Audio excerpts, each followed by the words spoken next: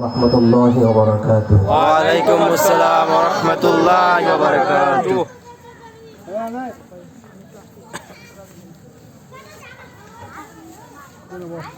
Alhamdulillahil akram الذي خلق الإنسان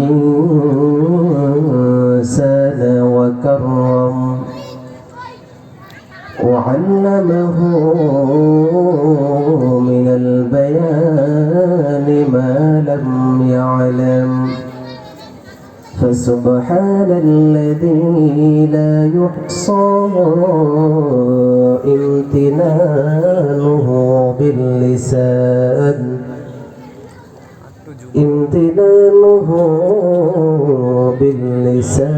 ولا بالقلم ونشهد أن لا إله إلا الله وحده لا شريك له ونشهد أن سيدنا وسندنا وحبيب قلوبنا ومولانا محمدا عبده ورسوله أما بعد فأعوذ بالله من الشيطان الرجيم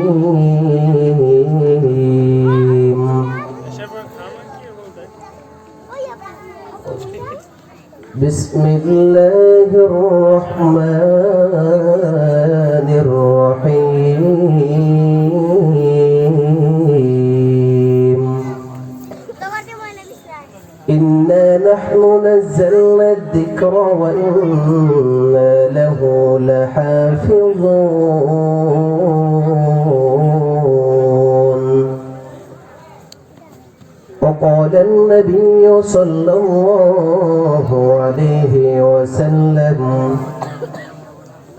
عن علي بن أبي طالب رضي الله تعالى عنه قال رسول الله صلى الله عليه وسلم خيركم من تعلم القرآن وعلمه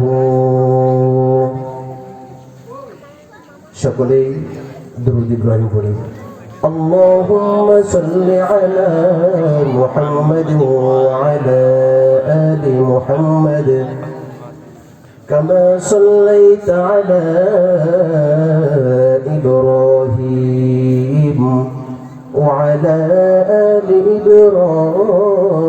إبراهيم إنك حميد مجيد اللهم بارك على محمد وعلى آل محمد كما باركت على إبراهيم وعلى آل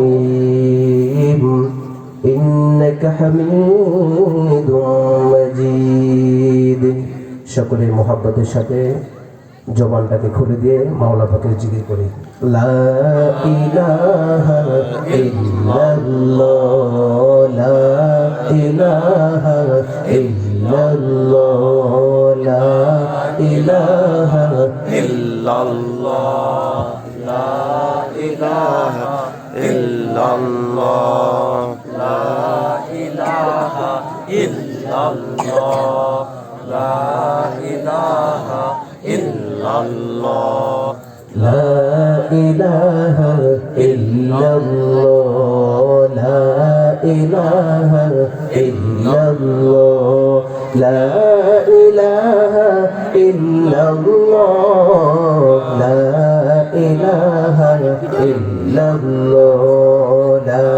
إله إلا الله لا إله إلا الله لا إله إلا الله لا إله إلا الله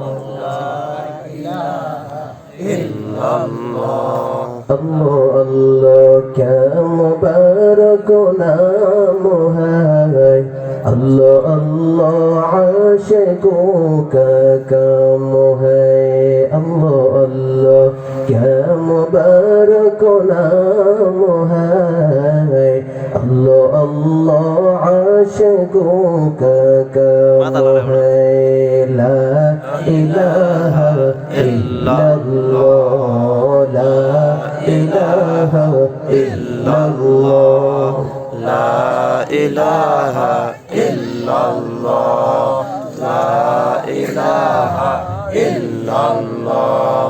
বহু দূরে Medina আমরা কেমনে যাব জানি না বহু দূরে মদিনা আমরা কেমনে যাব জানি না দয়া করো দয়াল আল্লাহ দয়া করো দয়াল আল্লাহ পুরাও মনের বাসনা লা ইলাহা ইল্লাল্লাহ লা ইলাহা ইল্লাল্লাহ লা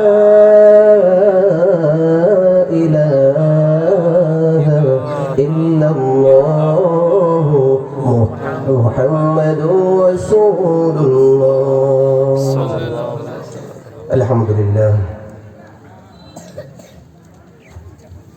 কামিশাইর মাদ্রাসাতুল ইলমি ওয়াদ দাওয়ার উদ্যোগে প্রথম বার্ষিক মাহফিলের সম্মানিত সভাপতি সাহেব জনাব হযরত মাওলানা আবু হানিফ সাহেব দামাত বারাকাতুহুল আলিয়া, প্রধান অতিথি প্রধান বক্তা হযরত মাওলানা আলামী সাইফি ঢাকা, স্টেজে অবস্থানরত আমার সামনে উপবিষ্ট আল্লাহর দিনদার ইমানদার মুসলিম তাওহীদি জনতা, পর্দার আড়ালে অবস্থানরতা শ্রদ্ধা সম্মানিতা মা ও বোনেরা, সকলকে জানাচ্ছি আজকের মাহফিলের পক্ষ থেকে আন্তরিক মোবারকবাদ। সম্মানিত হাজিরিন, আপনারা ইতিপূর্বে আলোচনা শুনেছেন এবং অবগত আছেন যে আজকের মাহফিলটা হচ্ছে মাদ্রাসার উদ্যোগে, তাই না? একটু আওয়াজ করে বলবেন, হ্যাঁ একটু আওয়াজ করবেন ইনশাল্লাহ। আপনারা এখানে যারা আছেন আপনাদেরকে অনেকে বলেছে, আমি ধারণা করি কিংবা বলবে, আমরা শুনে আসছি অতীতে, যেমন ধরনের 4-5 জন ফ্রেন্ড সার্কেল একসাথে উঠা বসা চলাফেরা করলে কি বলে থাকে, তোমার ছেলেকে বা মেয়েকে কি পড়াশোনা করাচ্ছ, বলে যে একজনে বলে স্কুলে, একজনে বলে যে মাদ্রাসা দিছি। তো মাদ্রাসা দিছো কেন? মাদ্রাসা তো গরিব মিসকিনের ছেলেদেরকে দেয়, তুমি কেন দিছো? তুমি তো বলো। আর ওখানে পড়াশোনা করে কি ফায়দা দিবে? কি হবে? বড় হলে ইমামতি করবে, মাদ্রাসা পড়াবে, 10-15-20 হাজার টাকা বেতন পাবে, এটা কোনো ফায়দা দিবে? এমন কথা আপনারা শুনছেন কিনা? হ্যাঁ শুনছেন? এই ধরনের বলনেওয়ালা ব্যক্তি আছে না? আছে। যেহেতু মাদ্রাসা উদ্যোগে মাহফিল, তো সেই প্রাসঙ্গিক আমি কিছু আলোচনা করব, সময় খুব স্বল্প। আপনারা যিনারা কোরআন পড়েন, যিনারা কোরআন পড়েছেন, ছেলে মেয়েদেরকে যিনারা মাদ্রাসা দিয়েছেন, আপনারা এই দুনিয়াতে কত সম্মানিত, মৃত্যুর পরেও যে সম্মানিত, আখিরাতেও সম্মানিত হবেন, এটা নিশ্চিত। কি বলেন? আওয়াজ করে বলেন। এই কোরআন যার মধ্যে আছে, এই কোরআন যে পড়ে তাকে কতটা সম্মানিত করা হবে দুনিয়ার মধ্যে, এমনকি মৃত্যুর পরেও এই কোরআন সম্মানিত করেন। যিনারা এই কোরআন পড়েছেন তিনাদেরকে কবরে রাখার সময় সম্মান করেছেন, আখিরাতে তো সম্মান আছেই। আমি আমার অল্প সময়ের মধ্যে যতটুকু সম্ভব আলোচনা করার চেষ্টা করব ইনশাআল্লাহ। সকলে আমাদিকে তাকান, এদিক সেদিক যদি তাকান, আপনারা এদিকে সেদিকে তাকাইলে তাহলে আপনাদের মন মানসিকতা নষ্ট হয়ে যাবে, আমার কথা বলতে বিরক্ত বোধ হবো। এই জন্য কোনো কথা নেই, মন দিয়ে তাকান, দেখেন, আলোচনাটা শুনে যান। হাসি কান্না তামাশা তো অনেক আলোচনা শুনি আমরা, তাই না? এগুলো না, সময় অল্প, হাসি তামাশা কোনো সময় নেই। যত সামান্য কিছু আলোচনা করবো, একটু মন দিয়ে সকলে শুনবেন ইনশাআল্লাহ। যিনারা কোরআন পড়ে থাকেন তিনাদের সম্মান নাম্বার 1। তিরমিজি শরীফের 2909 নম্বর হাদিসের মধ্যে এসেছে, عن علي بن أبي طالب رضي الله تعالى عنه قال قال رسول الله صلى الله عليه وسلم خيركم من تعلم القرآن وعلمه। হযরত আলী রাদিয়াল্লাহু তাআলা আনহু থেকে বর্ণিত, তিনি বলেন আল্লাহর পয়গম্বর রহমতে নবী সাল্লাল্লাহু আলাইহি ওয়াসাল্লাম বলেছেন, দুনিয়ার মধ্যে সবচেয়ে উত্তম হচ্ছে ওই ব্যক্তি যে কোরআন মাজিদ শিক্ষা করে এবং লোকদেরকে শিক্ষা দেয়। সুবহানাল্লাহ বলেন। মনে করতে পারেন আমি আমার ছেলেকে আমি আমার মেয়েকে মাদ্রাসায় পড়াইলাম, আমি আমার ছেলেকে মেয়েকে মাদ্রাসায় পড়াইলাম, কি ফায়দা দিবে? আরে মুসলমান, বলা হয় না যে ডাক্তার হয়েছে, ডাক্তারি আবার শিক্ষা দিয়েছে, ইঞ্জিনিয়ারিং পাশ করেছে, আবার ছেলে মেয়েদেরকে শিক্ষা দিয়েছে, সে সবচেয়ে দুনিয়ার মধ্যে লাভবান উত্তম ব্যক্তি, উত্তম মানুষ, এই কথা বলা হয় না। বলা হয়েছে দুনিয়ার মধ্যে সবচেয়ে উত্তম ওই ব্যক্তি যে কোরআন মাজিদ শিক্ষা করে এবং অন্যকে শিক্ষা দেয়। তাহলে আপনারা আপনার ছেলে মেয়ে নাতি নাতনিদেরকে যারা এরকম মাদ্রাসা দিয়েছেন, আপনারা লাভবান নাকি ক্ষতিবান? আওয়াজ করে বলেন। তাহলে বন্ধু বান্ধব ফ্রেন্ড সার্কেল যা বলে ওই কথা এক কানে শুনবেন আর এক কান দিয়ে বের করে দিবেন, ঠিক কিনা বলেন? এরপরে বুখারী শরীফের 1343 নম্বর হাদিসের মধ্যে আল্লাহর পয়গম্বর রহমতে নবী বলেন, عن جابر بن عبد الله رضي الله تعالى عنهما قال كان النبي صلى الله عليه وسلم يجمع بين الرجلين من قتلى أحد في ثوب واحد।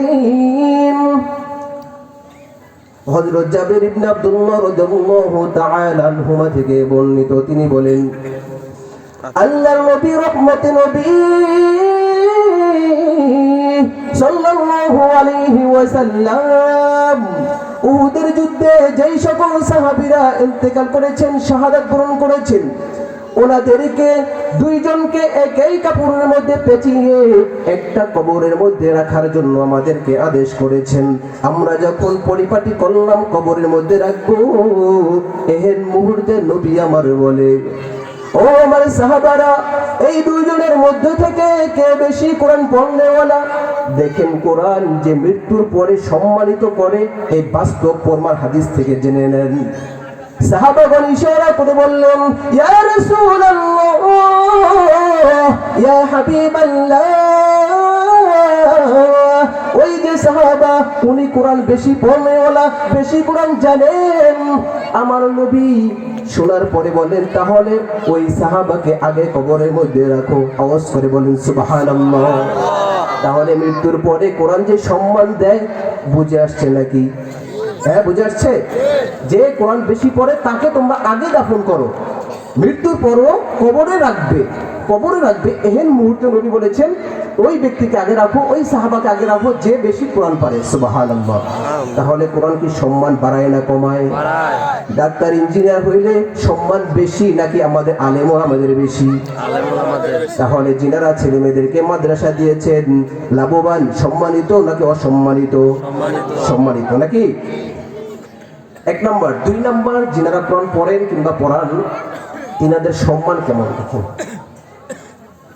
বুখারী শরীফের 5427 নম্বর হাদিসের মধ্যে এসেছে, قال النبي صلى الله عليه وسلم مثل المؤمن الذي يقرأ القرآن كمثل أترجة ريحها طيب وطعمها طيب। আল্লাহর নবী রহমতে নবী সাল্লাল্লাহু আলাইহি ওয়াসাল্লাম বলেন, যেই মুমিন কোরআন তেলাওয়াত করে ওই মুমিনের উদাহরণ হচ্ছে মিষ্টি কমলার মতো। মিষ্টি কমলা তো হচ্ছে রিহুহা তাইয়িবুন, কমলার ঘ্রাণ আছে নাকি নাই? আওয়াজ করে বলেন। রিহুহা তাইয়িবুন, মিষ্টি কমলার ঘ্রাণ রয়েছে। ওয়া তা'মুহা তাইয়িবুন, এবং মিষ্টি কমলা তো ঘ্রাণ রয়েছে, খাইতে বড় স্বাদ। আওয়াজ করে বলেন ঠিক কি না? তাহলে যেই মুমিন হওয়ার কারণে তার মধ্যে ঘ্রাণ রয়েছে, মুমিন কোরআন পড়ার কারণে তার মধ্যে আবার স্বাদ রয়েছে, ঠিক কি না? আওয়াজ করে বলেন।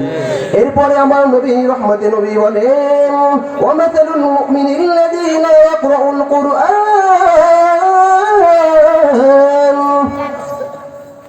কামাতালিত তামর লা রিহা লাহা ওয়া তা'মুহা হুলুন। আল্লাহর নবী বলে, যেই মুমিন কোরআন পড়ে না তার উদাহরণ হচ্ছে খেজুরের মতন। খেজুর খাইতে বড় মিষ্টি, কিন্তু খেজুরের ঘ্রাণ আছে নাকি? খেজুরের ঘ্রাণ আছে? খেজুরের কোনো ঘ্রাণ নেই, কিন্তু খাইতে বড় মিষ্টি, ঠিক কিনা? আওয়াজ করে বলেন। এরপর আমার নবী বলে, ওয়া মাসালুল মুনাফিকিল্লাযী ইয়াকরাউল কুরআন কামাসালির রাইহান। যেই মুনাফিক কোরআন তেলাওয়াত করে তার উদাহরণ হচ্ছে সরিষা ফুলের মতন। লা রিহা লাহা ওয়া তা'মুহা হুলুন, রিহাহা তাইয়িবুন ওয়া তা'মুহা মুরুন। সরিষা ফুলের ঘ্রাণ রয়েছে, সরিষা ফুলের ঘ্রাণ আছে নাকি নাই? কিন্তু খাইতে গেলে বড় তিক্ত লাগে, ঠিক কিনা বলেন? তো মুনাফিক হওয়ার কারণে তার মধ্যে ঘ্রাণ রয়েছে, কিন্তু কোরআন শিখ পড়তে পারে না বলে তার মধ্যে কোনো স্বাদ নাই, ঠিক কিনা? শুনে বলেন। এরপরে আমার নবী রহমতে নবী বলেন, ওয়া মাতালুল মুনাফিকিল্লাযী লা ইয়াকরাউল কুরআন কামাতালি হানজালা। যেই মুনাফিক কোরআন তেলাওয়াত করে না ওই মুনাফিকের উদাহরণ হচ্ছে মাকাল ফলের মতন। যেই মাকাল ফল খাইতে বড় তিক্ত এবং তার মধ্যে কোনো ঘ্রাণও নাই। আমি আপনাদের কাছে জানতে চাই, আপনারা তাহলে এই যে হাদিস থেকে 4টা অপশনে কথা বললাম, আমার নবীর কথা বলে দিলাম, আপনারা কয় নাম্বার স্কেল হইতে চান? আওয়াজ করে বলেন, কয় নাম্বার? 1 নাম্বার। মাশাআল্লাহ। যে মুমিন কোরআন পড়ে তার মধ্যে স্বাদ রয়েছে, যে মুমিন হওয়ার কারণে তার মধ্যে স্বাদ রয়েছে, আবার মুমিন কোরআন শরীফ পড়ার কারণে তার মধ্যে ঘেরাও রয়েছে, ঠিক কিনা বলেন? 3 নাম্বার, যিনারা কোরআন পড়েন তাদের সম্মান ইজ্জত কেমন হবে? আপনারা এখানে যিনারা কোরআনে হাফেজের বাবা রয়েছেন, ভাই ব্রাদার রয়েছেন, যিনারা কোরআন হাফেজ আলেম রয়েছেন, দেখেন কাল কিয়ামতের ময়দানে যিনারা কোরআনে হাফেজ তাদের মাথার মধ্যে এরকম তাজ পরানো হবে, নূরের টুপি পরানো হবে, তাই না? এটা তো শুনেছেন আপনারা, তাই না? এমনকি তার পিতা মাতাদেরকেও এরকম 2 সেট জামা কাপড় পরিধান করানো হবে। সুবহানাল্লাহ বলেন। সকলে আমরা চাই তো? হ্যাঁ। মুসনাদে আহমদ 22,950 নম্বর হাদিসের মধ্যে এসছে, কাল কিয়ামতের ময়দানে কোরআন বলবে, হাল তা'রিফুনি, তুমি কি আমাকে চিনো? কোরআন বলবে, হাল তা'রিফুনি, তুমি কি আমাকে চিনো? কোরআনে হাফেজ বলবে, মা আরিফুকা, তোমাকে আমি চিনি না, মা আরিফুকা, তোমাকে আমি চিনি না। কোরআন বলবে, আনা সাহিবুকাল কুরআন, আমি হইলাম তোমার দুনিয়া থাকা বন্ধু কোরআন। সুবহানাল্লাহ বলেন। কোরআন কিয়ামতের ময়দানে বলবে, আমি হইলাম তোমার দুনিয়া থাকা বন্ধু কোরআন। তখন আপনার কাছে আমার কাছে কেমন লাগবে? ভালো লাগবে তো?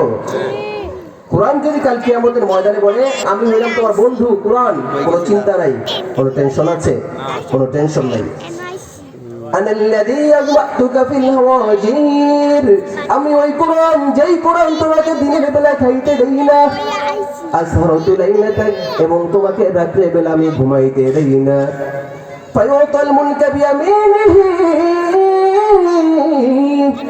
অতঃপর তার ডান হাতের মধ্যে রাজা বাদশাহী তোর ক্ষমতা দেওয়া হবে।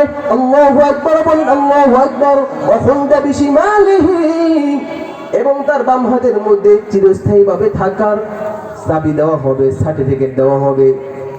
একটু চিন্তা করেন, এই অবস্থানে যদি আপনার সাথে হয়, আমার সাথে হয়, কেমন লাগবো? ওই কিয়ামতের ময়দানে কেমন একটা অবস্থা হবে ওই সময়ে।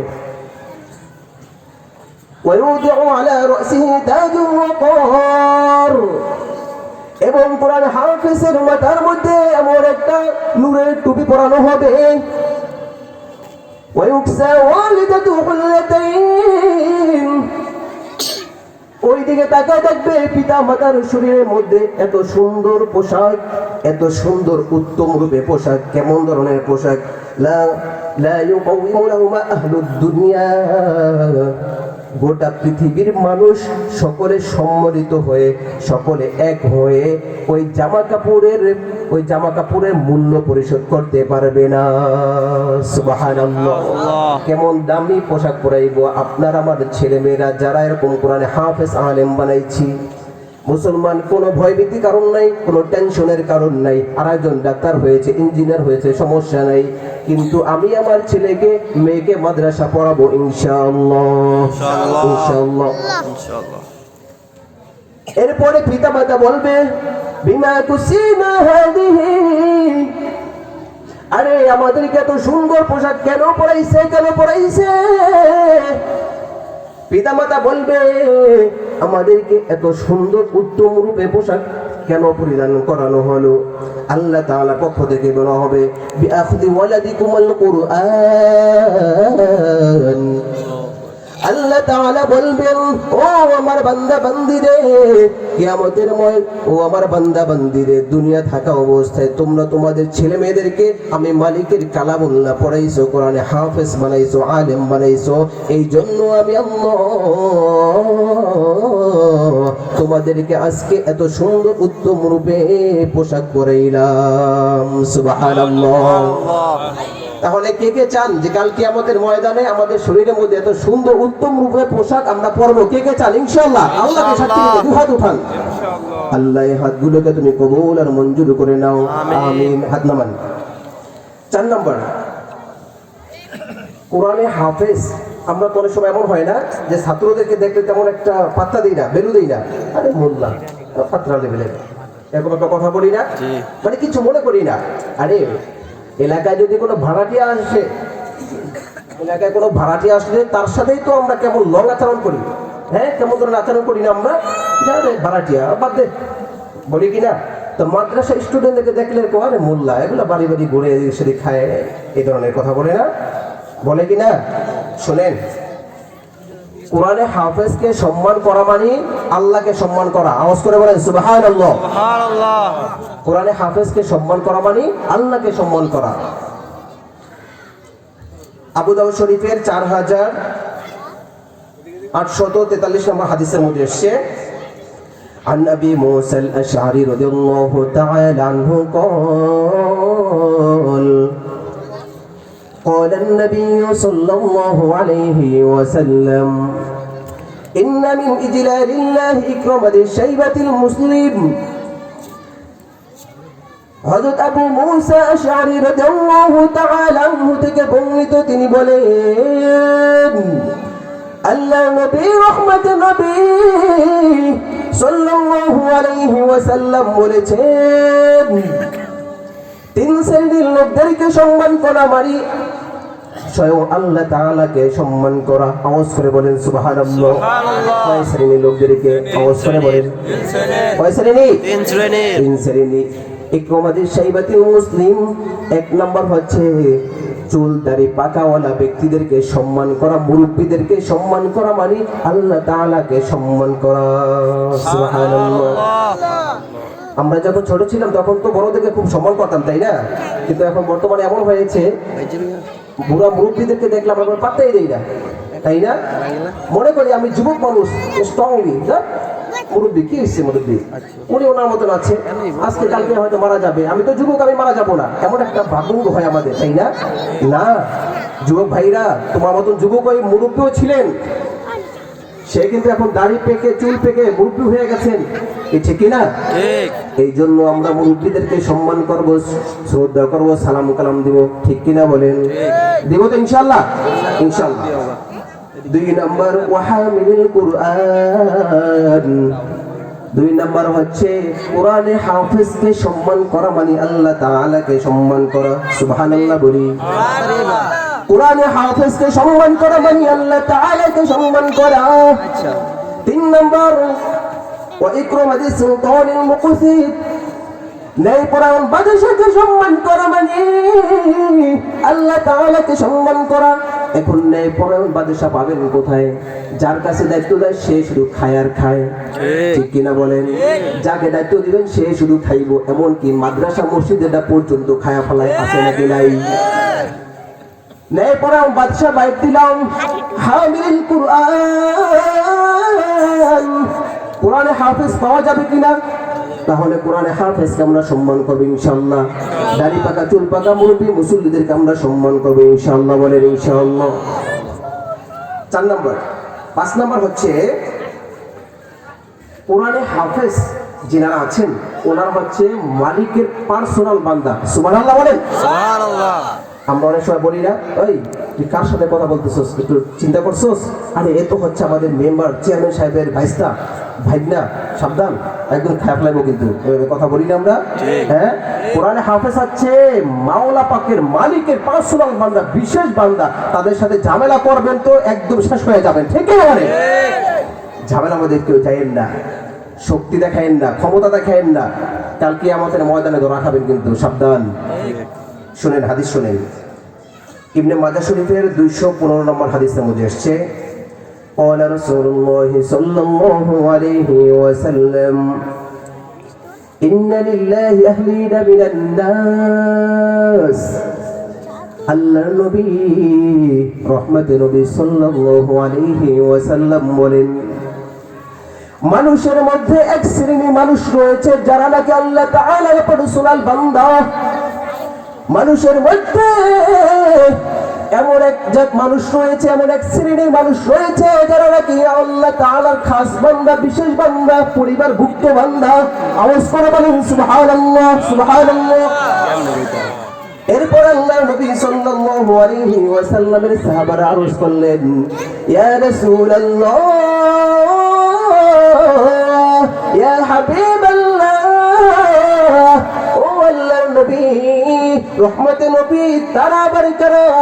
যারা নাকি মালিকের পার্সোনাল বান্দা, তারা আবার কারা? আমার নবী রহমতে নবী সাল্লাল্লাহু আলাইহি ওয়াসাল্লাম বলেন, মানহুম তারা হুম আহলুল্লাহ, আহলুল কুরআন। যারা নাকি কোরআন ওয়ালা তারা হচ্ছে মালিকের খাসতুহু, তারা হচ্ছে মালিকের পার্সোনাল বান্দা। সুবহানাল্লাহ।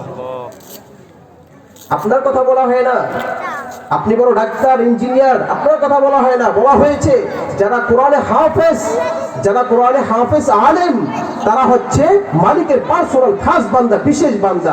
এই বিশেষ বান্দার সঙ্গে ঝামেলা করবেন তো পেচের মধ্যে পড়বেন। আমরা ঝামেলা করতে চাই না, ঠিক কিনা? 6 নম্বর, কোরআন যিনারা পড়েন তাদের সম্মানটা কেমন দেখেন। এই কোরআন কখনো কখনো আবার আলেমদেরকে হুজুরের কাছ থেকে, হুজুরদেরকে ছাত্রদেরকে শোনাবেন, ঠিক আছে? হ্যাঁ, কখনো কখনো এই কোরআন আবার শুনবেন, শোনাবেন। কেন? এর দ্বারা 2টা ফায়দা হবে। একটা হচ্ছে আপনার ভুলটা ধরা পড়বে, আর একটা হচ্ছে এটা সমস্যা নেই, আপনি সওয়াবের অধিকারী হবেন। এটা ভিডিও আপনি শুনাইলে সওয়াব হবে এবং আপনার ভুলটা সংশোধন হয়ে যাবে। এই জন্য আমরা কোরআন চেষ্টা করব আমাদের মসজিদের ইমাম সাহেব, মাদ্রাসা হুজুরদেরকে আমরা কোরআন শোনাবো ইনশাআল্লাহ, বলেন ইনশাআল্লাহ। ইনশাআল্লাহ। বুখারী শরীফের 4964 নম্বর হাদিসের মধ্যে এসেছে,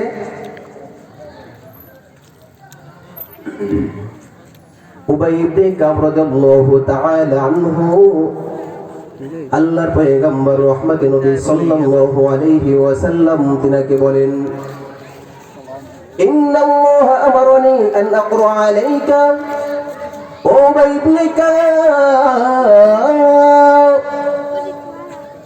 তুমি কোরআন তেলাওয়াত করো, তুমি আমার কোরআন তেলাওয়াত শুনো।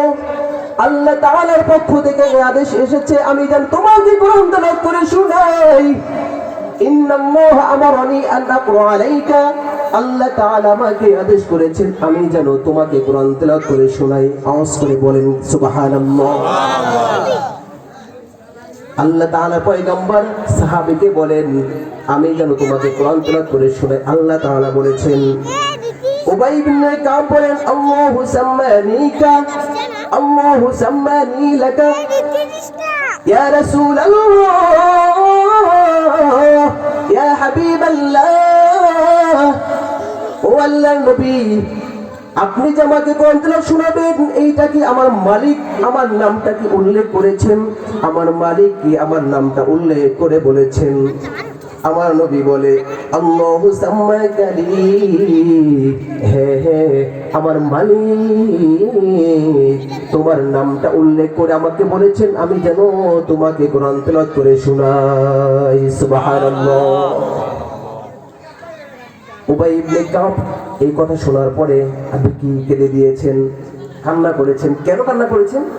মালিক আল্লাহ স্বয়ং বলেছেন যে নবীর কোরআন তেলাওয়াত আমি শুনি। আশ্চর্য কথা না? আল্লাহ আমার নামটা উল্লেখ করে বলেছেন আমি যাতে করে নবীর কোরআন তেলাওয়াত শুনি। সুবহানাল্লাহ। সুবহানাল্লাহ। তাহলে আমরা হাদিস দ্বারা পাইলাম যে আমরা কোরআন কখনো কখনো কাউকে শোনাবো, ইনশাআল্লাহ। বলেন ইনশাআল্লাহ।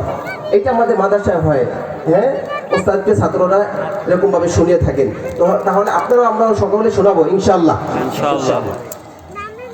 এরপরে 7 নম্বর হচ্ছে বুখারী শরীফের 5505 নম্বর হাদিসের মধ্যে এসেছে, সেখানে বলা হয়েছে আব্দুল্লাহ ইবনে মাসউদ রাদিয়াল্লাহু তাআলা আনহু কে আল্লাহর পয়গম্বর রহমত নবী সাল্লাল্লাহু আলাইহি ওয়াসাল্লাম বলেন, আল্লাহর নবী রহমত নবী আব্দুল্লাহ ইবনে মাসউদ রাদিয়াল্লাহু তাআলা আনহু কে বলেন, ইকরা আলাইয়া আকরা আলাইকা ওয়া আলাইকা উনজিল। আব্দুল্লাহ ইবনে মাসউদ রাদিয়াল্লাহু তাআলা আনহু,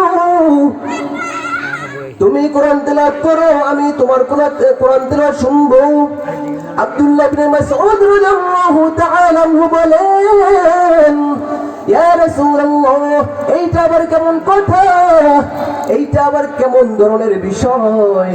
আপনার উপরে কোরআন নাযিল হয়েছে অথচ আপনিই বলতেছেন আমি আপনাকে কোরআন তেলাওয়াত শোনাবো, আমি আপনাকে কোরআন তেলাওয়াত শোনাবো, এইটা আবার কেমন ধরনের কথা? আমার নবী বলে উহিব্বু আন আসমা'হু মিন গায়রি, আরে বেশি কথা বইলো না, তোমাকে বলেছি শোনানোর জন্য, তুমি কোরআন তেলাওয়াত করো, আমি শুনবো।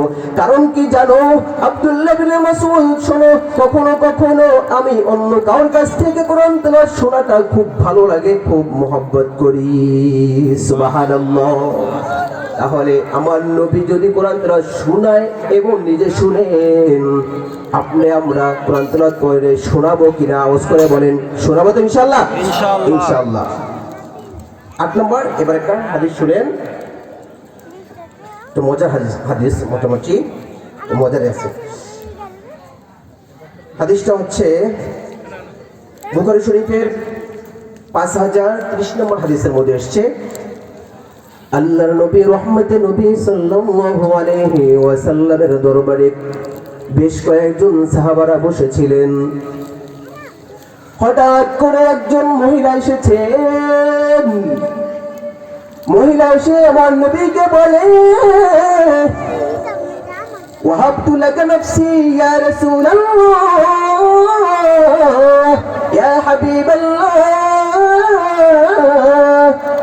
আল্লাহ নবী, ও আল্লাহ নবী, আমাকে আপনার কাছে সফর করে দিলাম, আমাকে আপনার কাছে হিবা করে দিলাম, দান করে দিলাম। আপনি চাইলে বিক্রি করতে পারেন, আপনি চাইলে আমাকে আপনার কাছে রেখে দিতে পারেন। এরকম ভাবে ওই মহিলা একে একে 3 বার কথাটা বললেন। 3 বার কথা বলার পর আমার নবী একবার তাকায় আবার মাথা নিচা করে দেয়, একবার তাকায় আবার মাথা নিচা করে দেয়, কোনো কিছু বলেন না, কোনো উত্তর দেন না। পাশ থেকে এক সাহাবী বলেন, ইয়া রাসূলুল্লাহ ইয়া হাবিবাল্লাহ, আল্লাহর নবী গো, এই মহিলা যদি আপনার কোনো ফায়দা না আসে, কোনো কাজ না হয়, এই মহিলাকে জাওয়াজনিহা, এই মহিলাকে আমার সাথে বিবাহ করায়া দেন। সুবহানাল্লাহ। করে বলেন সুবহানাল্লাহ। কত দিল খোলা সাহাবারা ছিলেন, কত মন উজাড় করে কথা বলতেন। বলেন এই মহিলা যদি আপনার কোনো কাজে না আসে তাহলে এই মহিলাকে আমার সাথে বিবাহ করাইয়া দেন। সুবহানাল্লাহ। এরপরে আল্লাহর নবী সাল্লাল্লাহু আলাইহি ওয়াসাল্লাম বলেন, ও সাহাবীরে, তুমি এই মহিলাকে বিবাহ করবা, তোমার কাছে বাড়িতে কোনো কিছু আছে নাকি, কোনো টাকা পয়সা আছে নি? ওই সাহাবী বলেন, ইয়া রাসূলুল্লাহ, ইয়া হাবিবাল্লাহ, আমাদের কাছে হাল তাজিদু, যাও বাড়িতে যাও, বাড়িতে গিয়ে দেখো কোনো কিছু পাওয়া যায় কিনা, দেখো গিয়ে বাড়িতে গিয়ে দেখো কোনো কিছু পাওয়া যায় কিনা। ওলা ফাতিমা বিল হাদিদ, অন্তত একটা লোহার আংটি পাওয়া যায় কিনা গিয়ে দেখো। সাহাবী ওই বাড়িতে গেলেন, বাড়িতে গিয়ে দেখেন কোনো কিছু পাওয়া যায় না। চলে আসছে নবীর কাছে, আসার পরে বলে, ইয়া রাসূলুল্লাহ, ইয়া হাবিবাল্লাহ, বাড়িতে গিয়েছি, বাড়িতে